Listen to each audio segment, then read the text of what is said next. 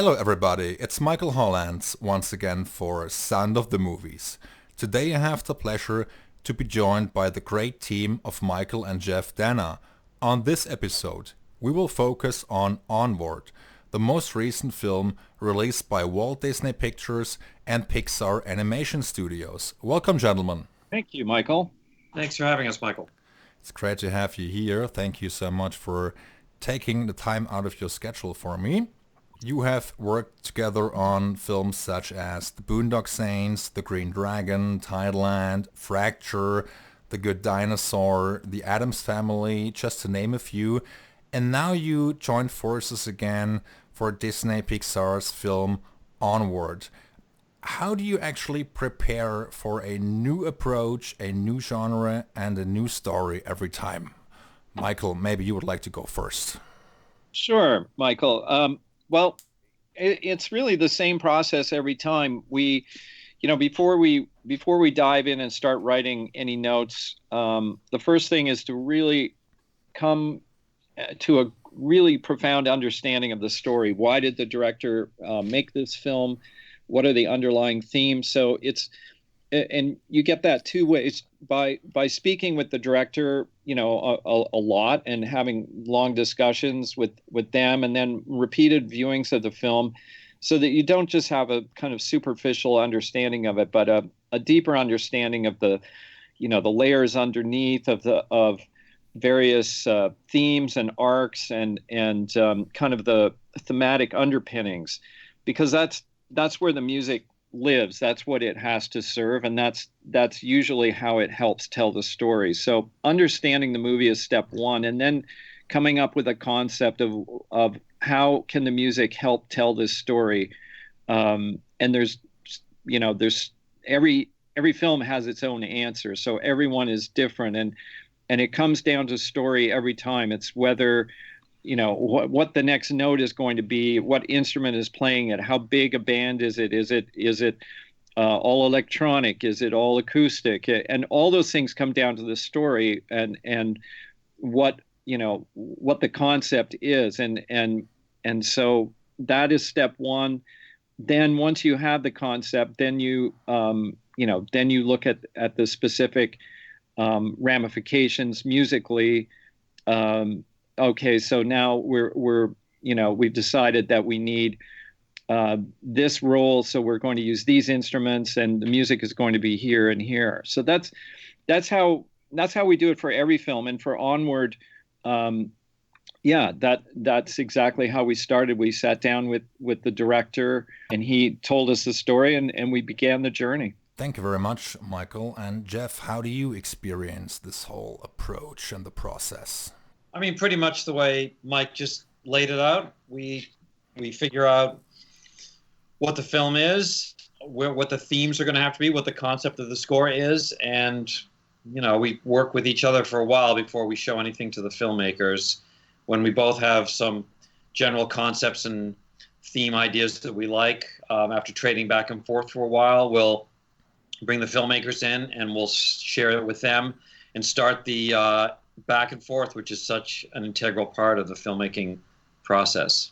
And of course, a composer needs to absorb the story and the characters to then be able to find a theme or a cue which reflects what's on the screen. And of course, a composer is also essentially a filmmaker.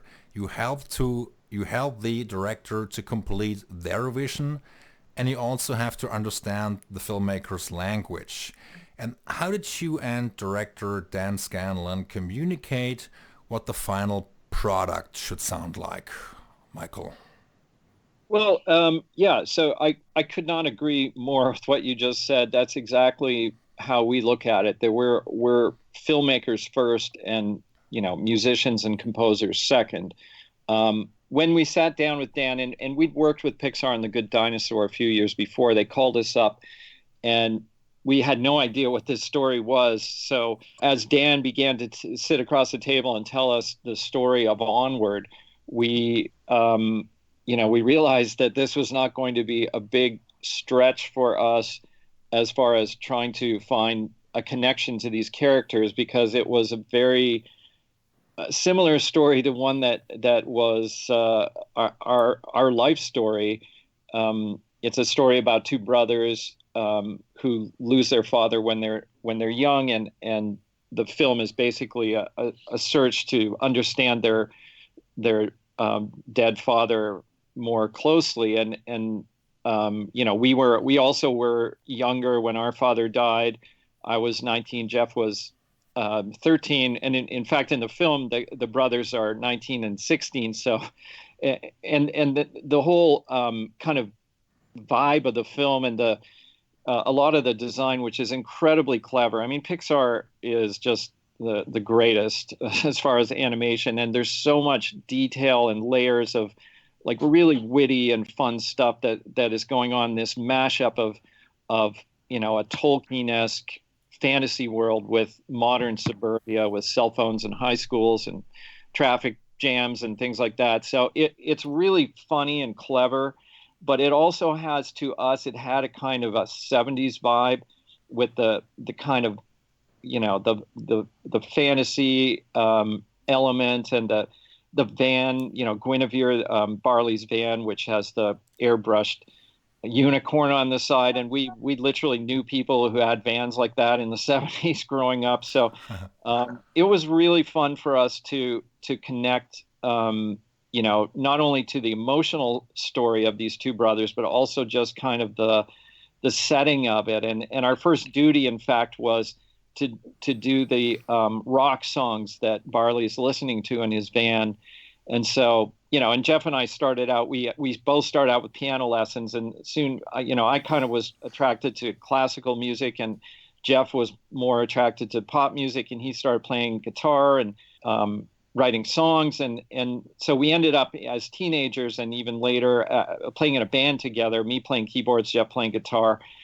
And we listened to all progressive rock, wizard rock back in the day, early Genesis and King Crimson and Gentle Giant and all that stuff. And so it was really fun. That was kind of our first job on this film, was write the instrumental rock pieces that you hear coming out of Barley's van. And so we dusted off our old fantasy rock vibe and got that going. So that was really fun. Thank you, Michael.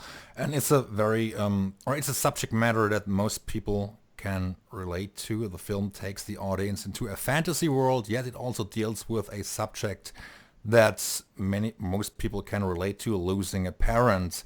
And what was it like to come up with music for a fantasy world, but at the same time focus on a touching and emotional subject matter? Jeff?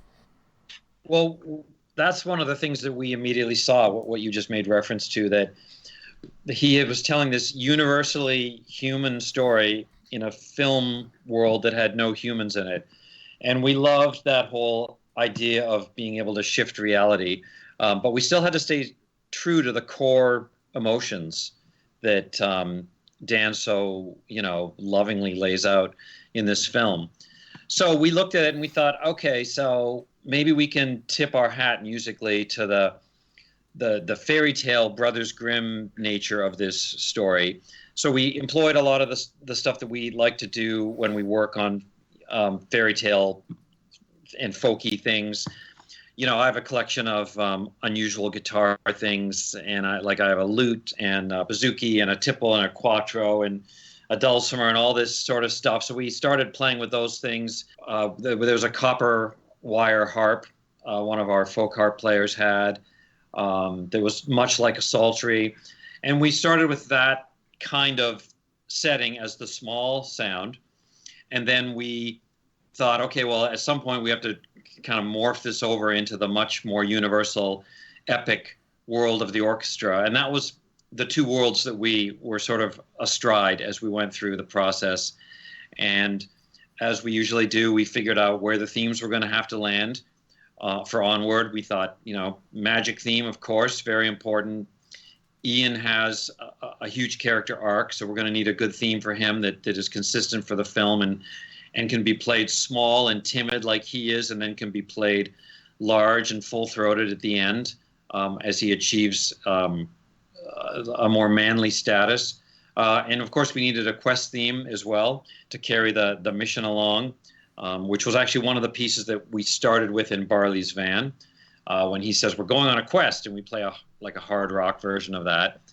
So this was ground that we really liked to play in, this small versus big, and this folky left of center versus more conventional.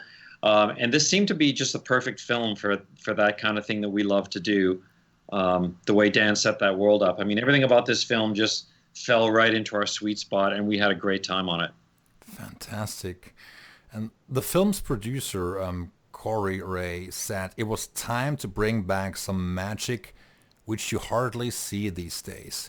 What makes this film magical to you, and what does this film have that others simply lack these days, Michael? Well, the things that we all love about Pixar movies is the just unexpected, original stories that you don't know where it's headed, and every moment is a surprise and a delight. And they've made a lot of sequels in the last decade, but they still have this power to come up with really just so original and so unexpected, daring and audacious ideas that at their core still tell a really human story and connect with us, as people. Even though we're watching a film about two elf brothers in a parallel universe kind of world, populated with all these, unicorns and sprites and trolls and so on. So that's the thing that, we all love about Pixar, and it's the thing that made this really fun to work on. And at the end of the day, though, it connects to all of us, and magic, is all around us in the same way that in the story, magic has just kind of been taken for granted and lost its place in society. Literally magic over the years has been kind of sidelined by technology, but there's no question that has parallels to where we are as a people right now. And so the magic really, to me, is the way Pixar takes this very specific world that is not our world, but the connection to who we are and what we are as a people, and also as families, and what loss means to us, and even more important, when we lose somebody important to us and close to us, the loss and the pain are real, but what's the final message is what fills that space, and what how people come together to fill that empty place and move on, and in a positive and even better way. So that's to me where the magic happens, that as we watch the film, we realize that we're connecting on a really emotional level to these drawn elves on a screen. Jeff, do you try to primarily trust your own instincts when working on a picture, or do you at times try to view a film as if you were in the audience, or if you were a part of the audience sitting in the movie theater? Well, I think ultimately one of the things that you're aiming for is that final experience that the reader of the story or the watcher of the movie is going to experience. Filmmaking is extremely collaborative, and it starts with Mike and I. So, we're really just trying to get it right and do the best thing for the movie at first. And it starts with us trying to find things that we both like between us. And then, of course, we bring the filmmakers in, which is another dense layer of input and perspective. And we take that and we just keep carving and carving. And, there's these little sort of moments along the way where you say, oh, this is going to work well for the audience. Oh, this is feeling good. I think they're going to really relate to this, and this is really going to land really well with viewers and such. But you really got to keep your eye on all the balls. Ideally, we love what we're doing and we love the music, but also the filmmakers have to love it, and eventually the audience has to love it. So it's many tiered sort of approach to it.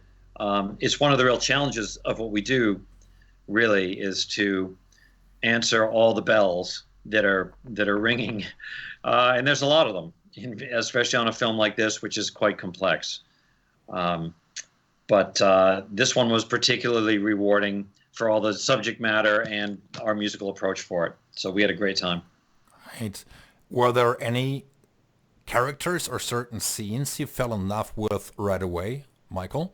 Well, for us, there was this real sense of recognition of the story. We're two brothers, and we're working on a film about two brothers and writing music about their relationship and how they interact. And yeah, it was very familiar how sometimes the older brother is a little overbearing, how the younger brother is trying to learn about life from his older brother, and sometimes he's just not sure that he really knows what he's talking about. And yet there's this mutual support between the two, and even given, it's very much like as we were working on the film, even though there's disagreements and friction and passionate discussion, at the end of the day, they're both better off by far for the relationship, and that there's something kind of deep and profound about how the collaboration of Ian and Barley is, and how our collaboration has been, and how how we support each other through this process. And it's always a very challenging thing to write a film score, never mind live through life. Both of those are challenging things to do. And with a brother, with a collaborator, with somebody that has faith in you and believes in you, your path is just so much easier. And that was our kind of parallel experience on writing the music for Onward. Right. Thank you, Michael. There were a couple of cues in there which were kind of rock oriented, maybe early 90s indie music or some 70s, let's say, progressive rock in there. And did you jam together while you were watching the film, Jeff? It wasn't really jamming together. It was talking about all those influences we shared from our time as teenagers. Like you said, the prog rock thing and harder rock things as well. And then jamming individually at our, separate studios to try and come up with ideas that sounded like they would make sense for Barley and his kind of rambunctious mindset, and for, the way that van looked. It was just a matter of playing with those elements and then sending ideas back and forth. But no, we didn't put a band together and jam it out until we had a better idea of where we were going with things, just in case we had a full miss and we didn't want to waste anyone's time while we're trying to flail around and get our original ideas. But those ideas came fairly quickly, and we did them before we did the score, which made this kind of unique experience for us to write a kind of source music first, get that nailed down, and then move on to the score. And it was during the shedding of those songs that we found at least one of our main themes for the film, which was the quest theme that ends up being played all the way through to the end with a full orchestra, but that starts off as just sounding like a hard rock piece coming out of Barley's van as they jump in the van and speed off on their first leg of the quest. Do you ever experience a certain, let's say, what if moment, as in what if we try this, and how will it affect the whole film musically? How can we actually do something that really surprises the filmmakers and even ourselves, Michael? Well, yeah, we always look for something, deeper and something less kind of your first kind of knee-jerk reaction to a scene. You want to dig deeper. You want the music to help guide people to a deeper understanding of the themes and the story. yeah, and for this we used a big orchestra, 92 piece. We used a big choir, 30 voice choir, and then we used a lot of the folk instruments and early music instruments to come up with this, this distinct palette that sounds like this magical world, but sounds, contemporary and something that we can relate to emotionally, not something distant.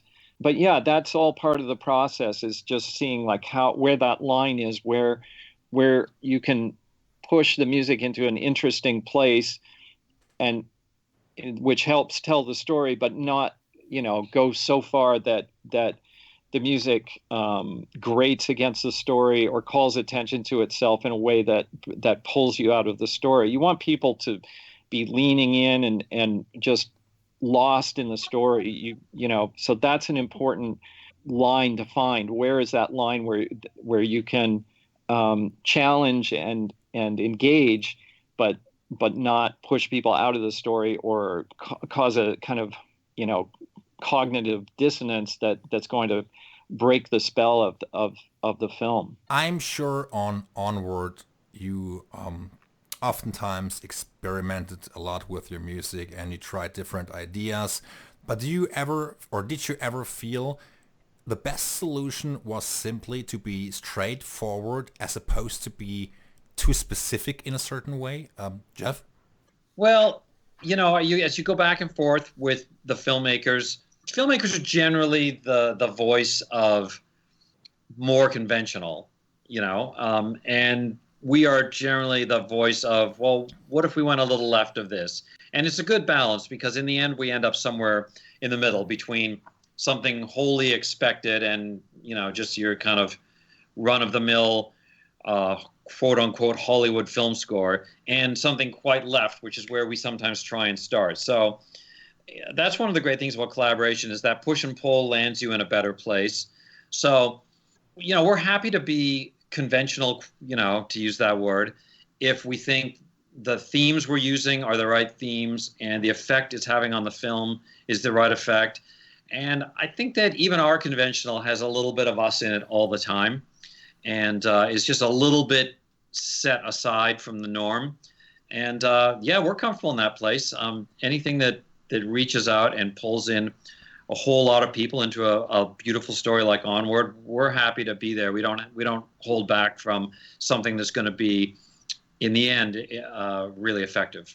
Michael, at what point of the writing process did you feel the music took on a life of its own, just like the characters in the movie? Music that has a strong narrative, but also can, quote unquote, survive outside of the picture to make a great listening experience, a great album, so to speak. That is probably not very often, if ever, a goal of mine. Our job and our role is to make music that is part of the full experience of watching a film. And sometimes the right thing for a film would be music that on its own wouldn't make any sense or be very unsatisfying, only be a partial telling of the story. Sometimes music can live apart from a film, depending on, what its role was within the story. And if so, great. And that's one of the reasons I have a little trouble with film music concerts. They to me, the music was written to be part of a story and to support, visual and dialogue and story arcs and things that, as soon as you remove it from that, it just, to me, it seems incomplete, and it seems like a partial idea. So that certainly isn't a goal. I think for the score for Onward, because of the nature of what we did, it does stand on its own. It's strong thematically, and that was, one of the things that one of the decisions we made was to have strong themes that really help guide and lead you through the film. And for instance, Ian's theme, which begins kind of in a light and almost tentative way, and it develops and develops over the film until it's a full orchestra with choir, and it's full of confidence, and it's fully self-realized in a way. So yeah, that the techniques we use in this case do stand up to as a listening experience, I think, apart from the film. But I would not say that's ever something we think about as we're writing it. You have a good point there, especially with the film music concerts, Michael. I mean, there are great concerts and, of course, great albums, and or as I perceive it, or many people perceive it, film music can, of course, stand on its own 2 feet, but it's sometimes a double-edged sword, of course. And for instance, while we are at it, your score, which you wrote for 8mm many years ago, it's a brilliant film score, and I also enjoy the movie very much still to this day. But as you just mentioned, some cues are pretty, let's say, hard, quote unquote, hard to listen to when taken out of context. You know what I mean? The score works tremendously well with the context and the images, but as an album, it doesn't always work as a pure listening experience. That's very interesting that you use that example, because that's one, and look, there's no right answer here. That's one that I think does stand up really well on its own, because that was a really aggressive score in the sense of we were trying to, my direction from Joel Schumacher on that film score was be bold.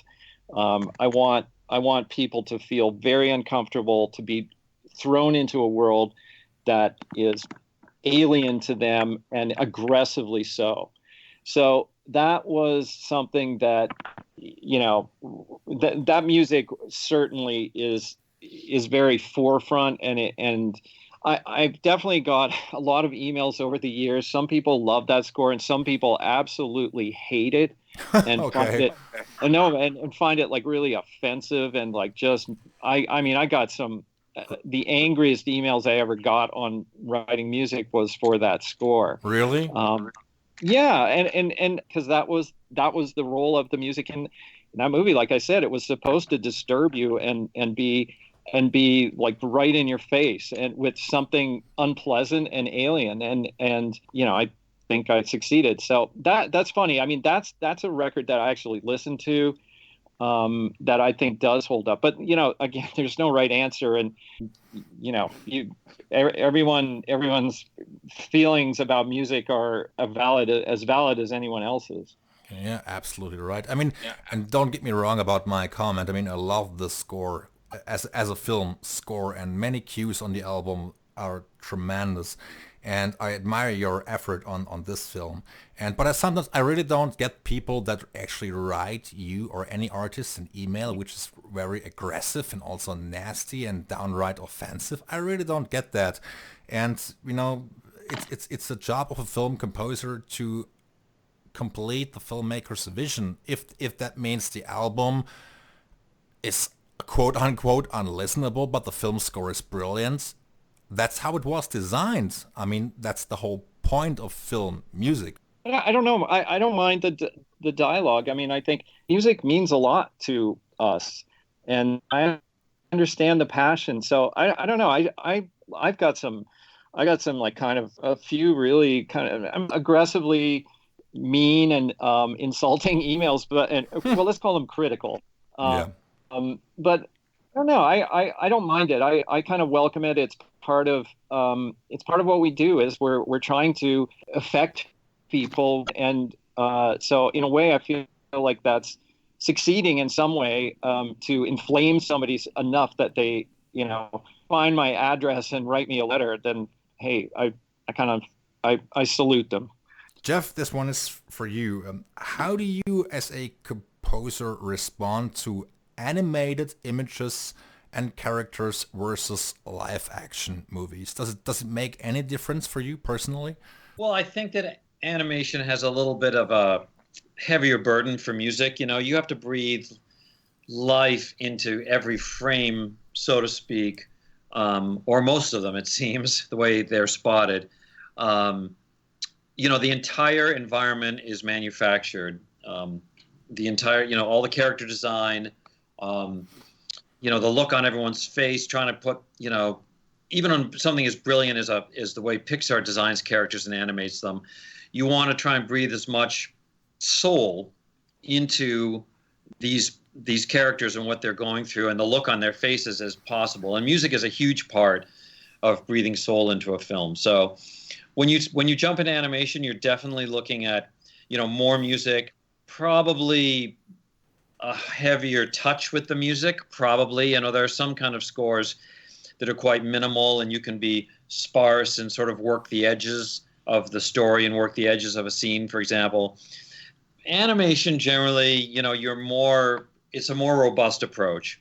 The other thing that we love about animation is that you're not really boxed in very often by anything. It's a completely fantastical world, and that opens up a lot of doors for music. We can really, dream up a lot of fun stuff that just wouldn't be appropriate for like a romantic comedy set in New York City, for example. I mean, you can really go for it both harmonically and as far as the palette you use. So animation is really just seems to turn us loose more than anything else, and it's a lot of fun to do that stuff. Michael, Jeff, thank you so very much for taking so much time out of your busy schedule. I really appreciate that. I had a great time talking to you, and I hope you enjoyed the interview as well. Definitely, Michael. Thank you. They were great questions, and thanks for your work.